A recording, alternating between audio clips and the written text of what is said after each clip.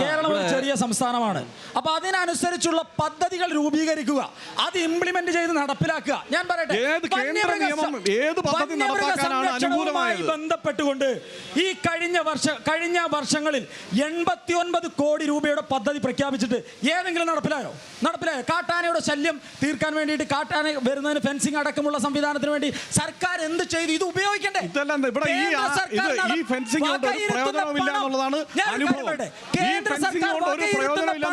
വ്യക്തമായ രൂപരേഖയോടുകൂടി അത് ഇംപ്ലിമെന്റ് ചെയ്ത് നടപ്പിലാക്കുന്നതല്ല. ഇംപ്ലിമെന്റ്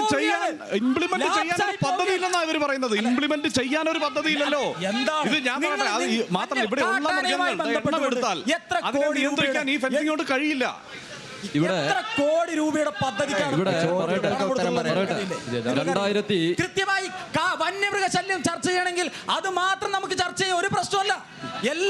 അതാണ് ഇവിടുത്തെ ഒരു പ്രധാന പ്രശ്നം. അതുകൊണ്ടാണ് പിന്നെ നമ്മൾ ഈ നിലമ്പൂരിന്റെ വിഷയം സംസാരിക്കുമ്പോൾ വന്യമൃഗ ശല്യം സ്വാഭാവിക രീതിയിൽ വരും. ഞാൻ പറയട്ടെ, 4 പേരെയാണ് ഈ അടുത്ത സമയത്ത് കാട്ടാന ചവിട്ടിക്കൊന്നുള്ളത്. കേരള സർക്കാർ അതുമായി ബന്ധപ്പെട്ടുകൊണ്ട്, കേന്ദ്ര സർക്കാരുമായി ബന്ധപ്പെട്ടുകൊണ്ട് എന്തെങ്കിലും ഒരു നിയമത്തിന് വ്യവസ്ഥിതി ഉണ്ടാക്കണമെന്ന് ആവശ്യപ്പെട്ടിട്ടുണ്ട്. കേന്ദ്രത്തോട് ആവശ്യപ്പെട്ടിട്ടുണ്ട്.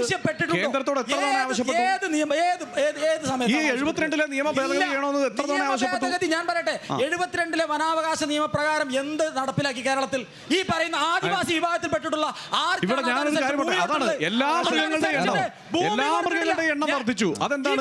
ഇവിടെ ഫോറസ്റ്റ് ടോപ്പിംഗ് വർദ്ധിച്ചു, വനവിസ്തൃതി വർദ്ധിച്ചു. കേരളത്തിലെ മുഴുവൻ വനങ്ങളും വെട്ടി വിൽക്കുന്നത്, അല്ലെങ്കിൽ തേക്ക് മുഴുവൻ, നിങ്ങൾ എന്ത് ഇടയിൽ കേരളം? ഞാൻ ചോദിക്കുക, ഞാൻ പറയട്ടെ, ഇവിടെയുള്ള മുഴുവൻ തേക്കും ഇത് നിലമ്പൂരിൽ സംസാരിക്കുമ്പോൾ കോടിക്കണക്കിന് രൂപയുടെ സ്വാഭാവിക വനത്തിന്റെ ഭാഗമല്ല. ഉത്തരവാദിത്തമില്ലേ വന്യമൃഗങ്ങളെ തടയുന്നതുമായി മറ്റു ചോദ്യങ്ങളിലേക്ക്? ഇവിടെയുള്ള മുഴുവൻ തേക്കും കേന്ദ്ര സർക്കാർ നയാ പൈസ ഫോറസ്റ്റുമായി ഒരുമിച്ച് സംസാരിച്ചാൽ ഇവിടെയുള്ള നിലമ്പൂരിലെ മുഴുവൻ തേക്കും വെട്ടിവിൽക്കുന്നത് കേരള സർക്കാരാണ്. ആ പണം ഉപയോഗിച്ചുകൊണ്ട് ഇവിടെയുള്ള സാധാരണ കൃഷിക്കാരന്റെ ജീവൻ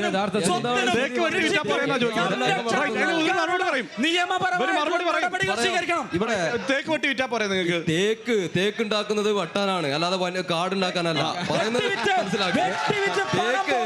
മനുഷ്യന് ആവശ്യമായിട്ടുള്ള പല സാധനങ്ങളും ഉണ്ടാക്കാൻ വേണ്ടിയിട്ട് ഡിപ്പോ വഴി വിൽക്കുന്നതിനൊക്കെതിരെ ഈ BJP നേതാവ് എന്തെല്ലാം പറയുന്നത്?